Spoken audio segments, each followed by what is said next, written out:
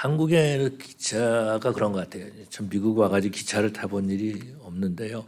서로 마주보게 이렇게 자리가 돼 있는 것 같아요. 그랬는데 그 어떤 기차에 이제 어떤 중년의 부부가 앉아 있었고 그 건너편에 젊은 부부가 이제 앉게 되었다라는 것입니다. 그런데 중년 부부 가운데 부인이 여기 열차가 너무 지저분해. 또 깨끗하지도 못하고 말이죠. 그리고 의자도 안락하지 못하고 또 승무원들도 너무 불친절해. 이렇게 계속 불평을 말했습니다. 그 말을 듣고 있던 건너편의 젊은 사람 좀 미안했었나 봐요. 그래가지고 저 이제 누구입니다. 이렇게 인사를 했습니다. 저는 기획팀에 있는 팀장으로 있는 누구입니다. 이렇게 인사를 했어요. 그랬더니 그 중년의 남편이 뭐래? 저는 변호사입니다. 그러고 인사를 했습니다. 그리고 제 아내는 제조업을 하고 있습니다. 그렇게 말했어요. 그러니까 이 남자가 자기가 일하는 회사랑 좀 연결될 것 같아서 물어봤나 봐요. 어떤 제조업을 하십니까? 그렇게 물어봤습니다. 그랬더니 불평 제조업을 하고 있습니다. 그렇게 말했다라는 것입니다. 우리 하나님께서는 불평 제조업자라 할지라도 우리 하나님께서는 감사 제조업자로 바꾸어 주시는 하나님이신 줄로 믿습니다. 오늘 우리 하나님께서 우리 예배 자리에 부르신 것은요, 감사하는 사람으로 만들기 위해서, 감사를 만드는 사람으로 만들기 위해서 저와 여러분들을 예배 자리에 부르신 줄로 믿습니다. 오늘 본문에서 보니까 감사로 예배하는 자, 감사로 제사를 드린 자가 나를 영화롭게 하나니 그렇게 말해주고 있습니다. 자, 질문해 볼 수 있는 거죠. 왜 감사로 제사를 드린 자가 하나님을 영화롭게 한다 그럴까? 무엇 때문에 감사로 제사 드리는 자를 말하면서 나를 영화롭게 한다 그렇게 말씀하실까라는 거죠. 왜 그런 것 같아요? 감사하지 않기 때문에 그런 거예요. 감사하지 않기 때문에.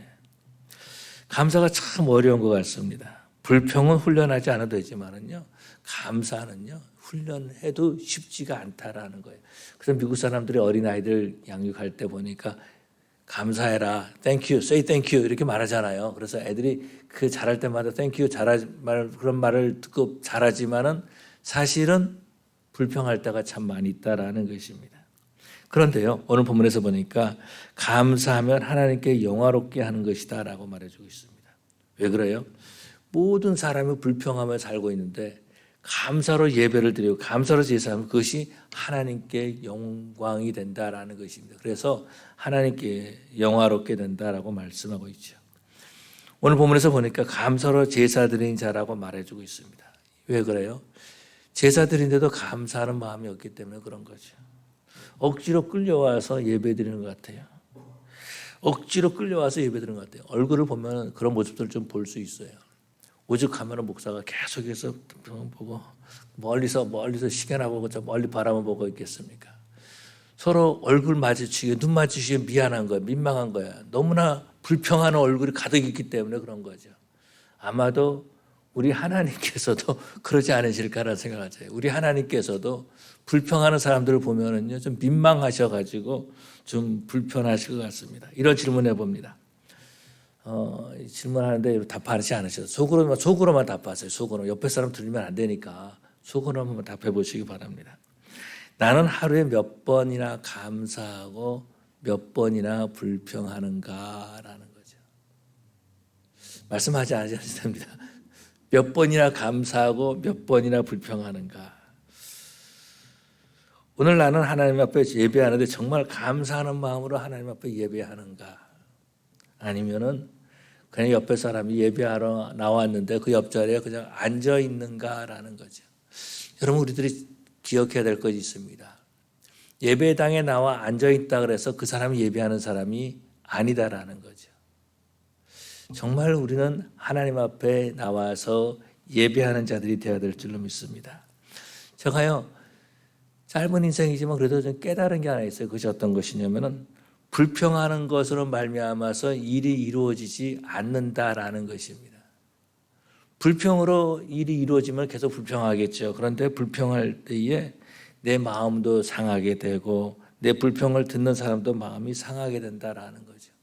불평을 통하여서는 일이 이루어지지 않는다라는 거예요. 그런데요, 내가 감사하는 마음을 가지고 감사하는 말을 하게 되면은 내 마음이 편해요. 또 내가 감사하는 말을 하면은 그 말을 듣는 사람도 편하다라는 것입니다. 불평하는 소리는요, 마귀가 좋아하는 소리죠. 그렇지만 감사하는 소리는 우리 하나님께서 들으시고 기뻐하시는 줄로 믿습니다. 그런데요, 제 자신을 보면 참 불평할 때가 참 많아요.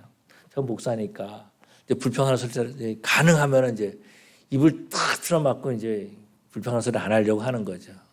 그래서 입 밖으로 불평의 소리가 안 나와도요, 참 기가 막힌 거는 불평하는 마음이 얼굴에 다 나오는 거예요. 얼굴에. 그게 힘든 거예요. 그게. 얼굴에 다 나타난다라는 것입니다. 불평하는 사람들에게는요, 친구들이 없어요. 왜 친구가 없는지 아세요? 사람들은 불평하는 소리를 듣기를 원하지 않기 때문에 그런 거죠.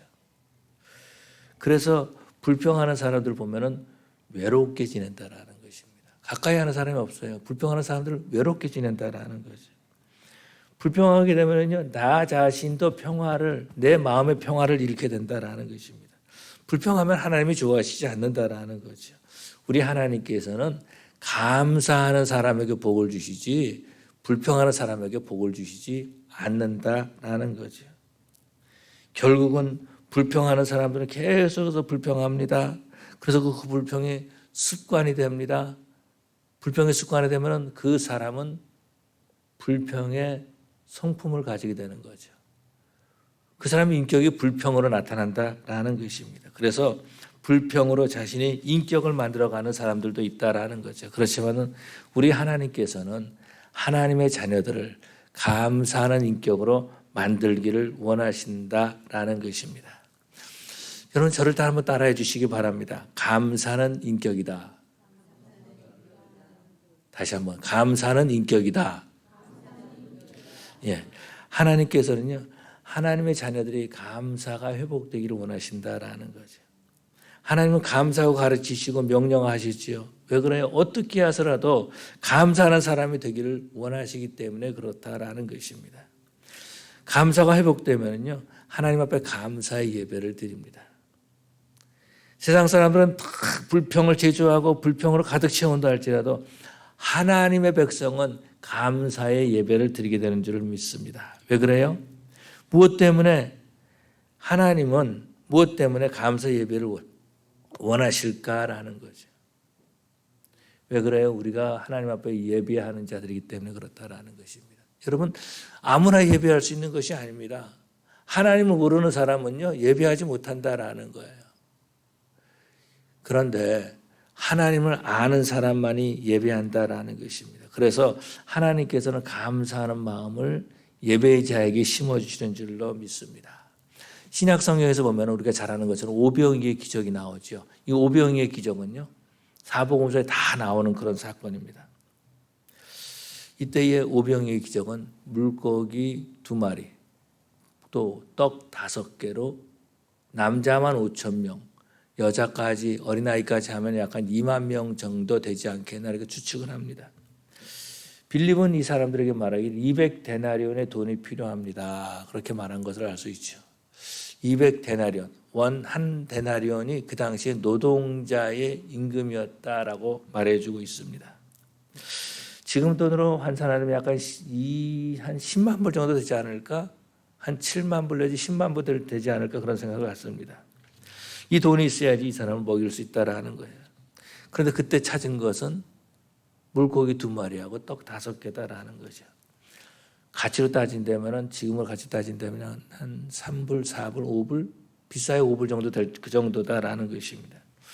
그런데요, 이것을 제자들이 가져오니까 이것을 가지고 예수님께서 기도하셨다, 축사하셨다 이렇게 말씀하고 있습니다. 사복음서에 다 나와요. 마태, 마가, 누가, 요한복음 다 예수님께서 축사하셨다, 기도하시고 제자들에게 나눠주셨다라는 것입니다. 아마 저 같으면 그랬을 것 같아요. 이것 가지고 뭐 하라는 겁니까? 나 혼자 먹기도 불편하지, 작은데. 그런 생각 가지고 또 하나님 나랑 지금 장난하시는 겁니까? 이게 뭡니까? 그렇게 말했을 거예요. 제자가 이걸 가져온다고.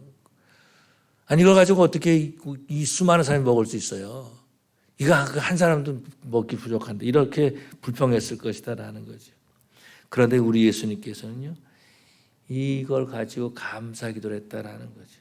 그때에 성경에서 보면 하늘을 우러러 축사하시고 이렇게 하고 있는 것을 볼 수 있죠. 예수님께서 불평하신 것이 아니라 감사했다라는 것입니다. 감사는요, 풍요로움을 가지고만 하는 것이 아니라 부족할 때에도 하나님 앞에 감사해야 될 줄로 믿습니다. 이런 풍요로움을 가지고 감사한다면은 예수 믿지 않는 사람들도 감사할 수 있어요.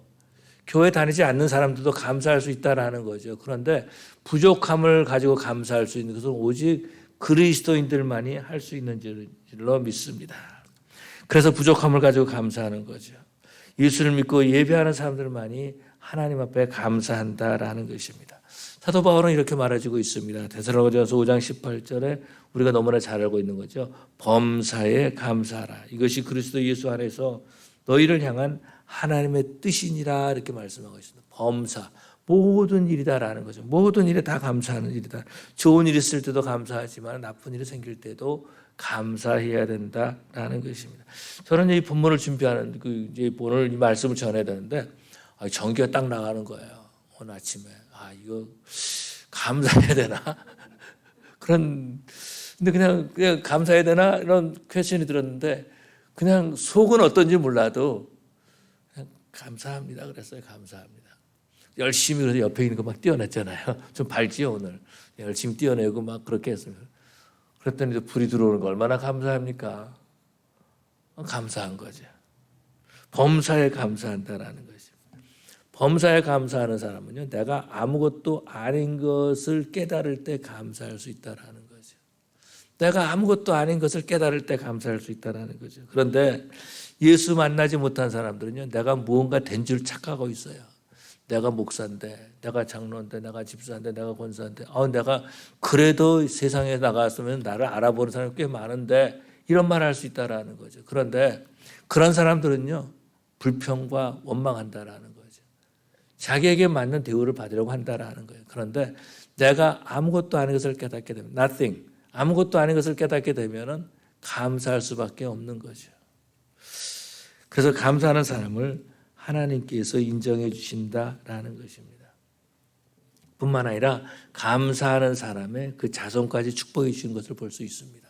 제가 지난주에도 말씀드리고 계속해서 말씀드렸지만 이번에 목사 장로 기도회 때 왔을 때 저녁에 강사였던 그 목사님 얘기해 주시는 겁니다. 그 아버지도 목사님인데요. 항상 감사하고 눈물을 흘렸다라는 거죠. 아니 토굴에 살고 있는데 목회하는데 자기 엄마랑 자기밖에 없었다라는 거예요. 형도 물론 있었지만 형은 잘 예배 참석하지 않았던 것 같아요. 말하지 않았던 걸 볼 수 있어요. 엄마하고 자기만 있는데 그냥 목사님 설교하면서 감사하다 그러고 뭐 눈물 흘리면서 그랬다라는 거예요. 그래서 어렸을 때는 그 목사님 생각했다라는 거예요. 너무나 가난해가지고 정말 찢어지게 가난하니까 아빠가 눈물 흘리나 보다 이렇게 생각했는데 그것이 아니고 지금도 감사합니다라면서 눈물을 흘리신다라는 것입니다.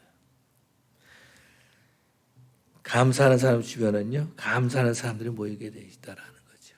불평하는 사람들은요, 공기를 불편하게 만듭니다. 공기를 나쁘게 만들어요. 그래서 그 불평의 말을 듣는 사람 마음에도 불평하는 마음을 심어주는 거죠. 그렇지만 감사하는 사람은요, 주변에 사람들이 모여든다라는 거죠.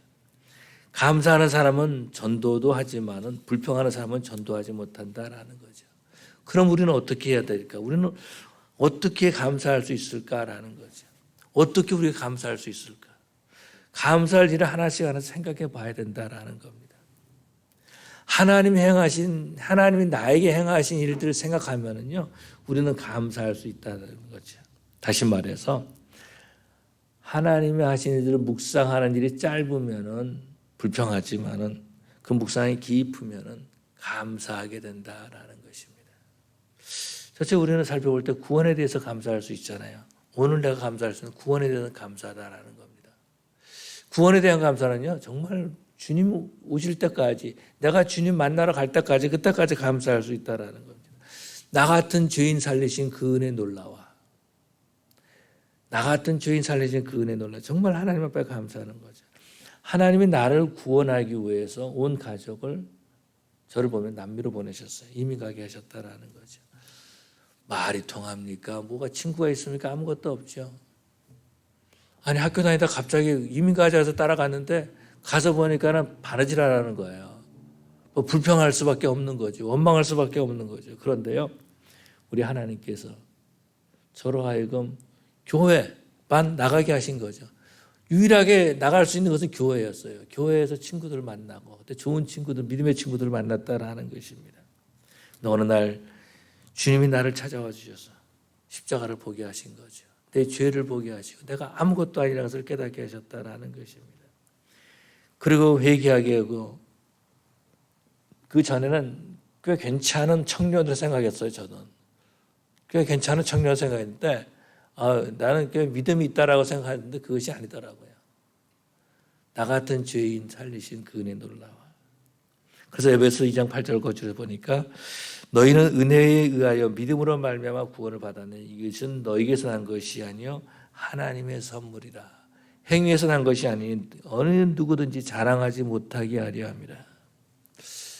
성령 하나님을 체험하게 하셨다라는 것입니다. 나를 구원해 주신 것, 나는 주님을 위해서 한 것이 아무것도 없는데 예수님은 나를 위해서 십자가에 달려 죽으셨습니다. 얼마나 감사합니까? 뿐만 아니라 우리는요, 일상에서 감사할 수 있어야 된다라는 거죠. 밥을 먹을 수 있음에 대해서 감사해야 되고,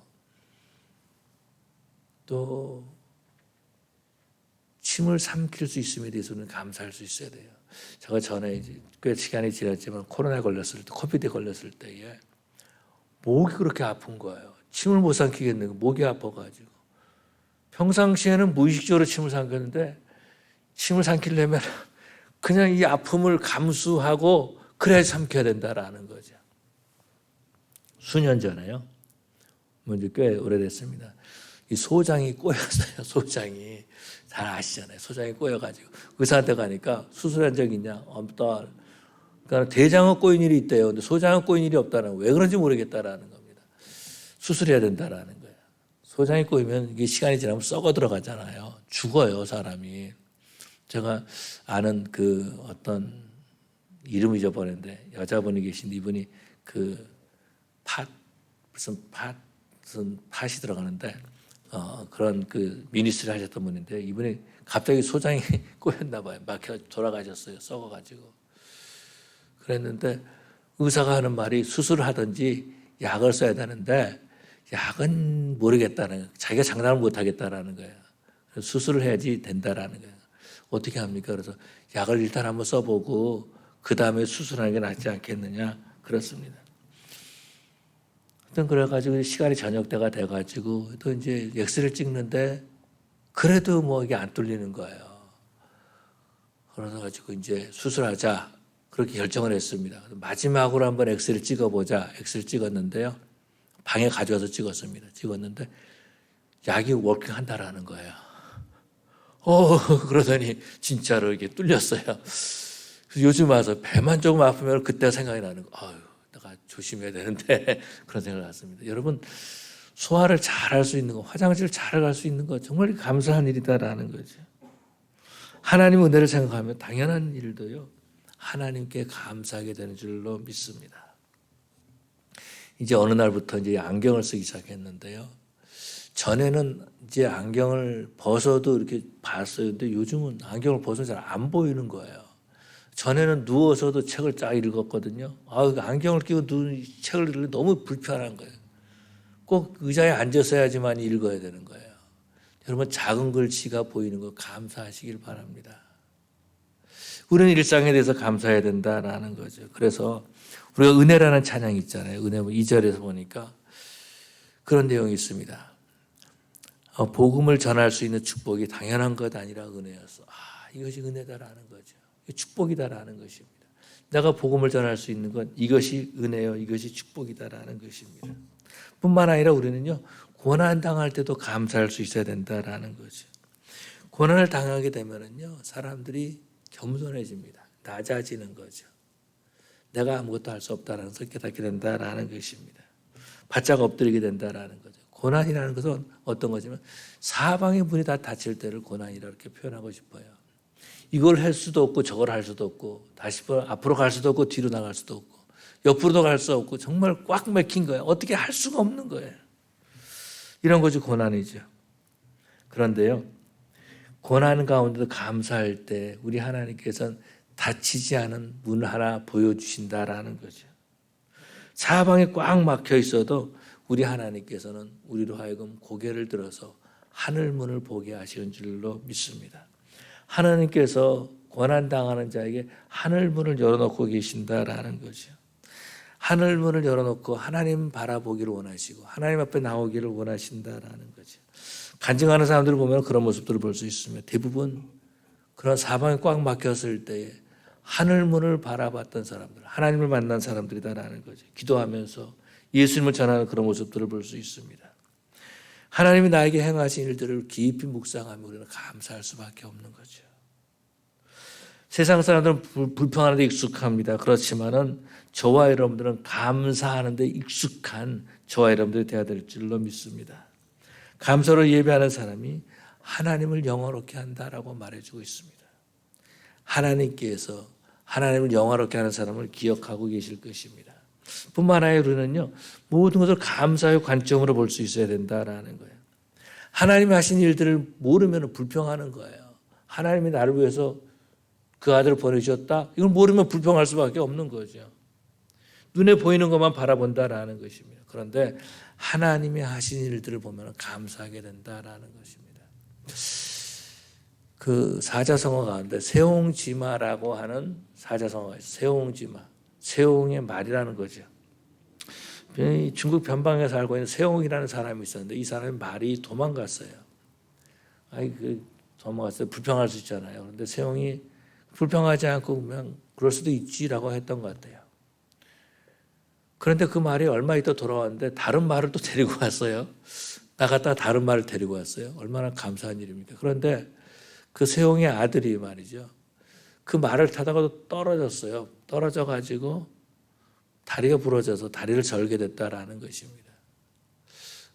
불평할 수 있잖아요. 그런데 또 얼마 있다가 나라에 전쟁이 일어나가지고 군인들을 모집하는데 말이죠. 너 다리를 저니까는 군대 모집이 안 돼. 놔뒀다라는 것입니다. 그래서 하는 말이 세옹지 마라 하는 말이 사용했습니다. 지금은 나쁜 일처럼 보이지만 나중에 보면 좋은 일이라는 거죠. 하나님이 하신 일들을 저희는 보아야 될 줄로 믿습니다. 저를 가르쳤던 어떤 목사님에 대한 이야기입니다. 이분이 전쟁에 나갔어요. 6.25 전쟁 때 나가지고 전쟁에 나갔는데 이분이 자기랑 같이 전쟁했던 모든 부하들 다 죽었습니다. 장교로 나갔는데요. 이분이 통신장교였다 그래요. 그런데 다 죽었어요. 자신도 죽을 위기에 처해 있는 거죠. 그랬을 때 하나님께 기도했더라. 하나님 나를 살려주시면 내가 꼭 복음 전하는 목사가 되겠습니다. 하나님께서 그 기도를 들어주셨겠어요? 안 들어주셨겠어요? 들어주셨죠. 결국은 살아가지고 목사가 됐어요. 신학교에서 목사가 돼가지고 미국 와가지고 공부하고 미국 와가지고 목회를 하게 되었다라는 것입니다. 위기의 가운데서 하나님이 하신 일을 보면은요, 우리는 감사하게 된다라는 거죠. 우리가 잘 아는 것처럼 사도 바울을 보면은요, 복음을 전하다가 유대주의자들을 말미암아서 붙잡혔다라는 거죠. 총독은 바울의 마음을 얻기 위해서 야, 네가 예루살렘에 가서 재판받는 것이 낫지 않겠느냐 이렇게 회유합니다. 그런데 그때 바울이 뭐라고? 나는 가이사에게 상소하노라 그렇게 말하죠. 그런데요, 그 아그리빠 왕이 바울의 말을 들은 다음에 이 사람이 가이사에게 항소하지 않았으면 풀려났을 것이다 이렇게 말해주고 있다라는 거죠. 그렇다면 사도 바울이 가이사에게 상소한 것이 잘못된 일입니까? 잘못된 결정인가요? 바울은요, 죄인의 몸으로서 로마까지 가서 복음을 증거한 것을 볼 수 있죠. 하나님은 바울을 통해서 아그리빠에게 복음을 전하게 해주시고 로마에 가서도 복음을 전하게 해주셨다라는 것입니다. 추수감사절 하면 청교도들을 생각합니다. 미국의 청교도들 보면 불평할 만해요.